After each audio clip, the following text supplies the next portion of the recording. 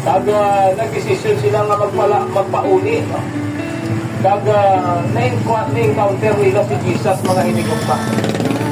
Kag si Jesus o pinagangkat sa ila ng ulunhan diyo tayo, no? Kag inagdagan po po.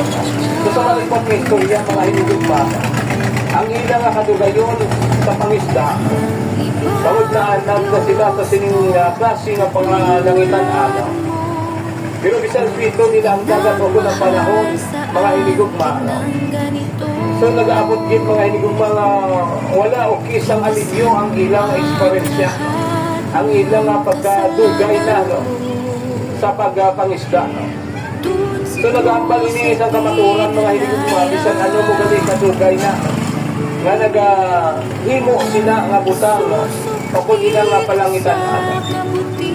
Nagapos din mga hinigugma, tihon nga expose ka sa Diyos sa kamaturan nga kinanglanon mo gid siya sa imo nga kinabuhi. Kaya hindi mga hinigugma, kanahambal ko na ang pagpangabuhi, no? Madala mo sa pakusog-kusog o kung paabilidad.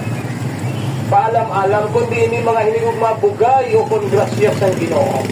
Mas marami nga nagakabuhi kita, nagapangabuhi kita, inaopdan kita sa Diyos. Kag paano kita mga hinigugma opdan sa Diyos kung hindi ka makigangot sa iya? Pagis sa bugto nga anak nga mo si Kristo Jesus. Sa subong nga panahon, mga hinigugma, ang mas kinanglan naton, ang mangin Diyos nun kita, mangin Kristohanon.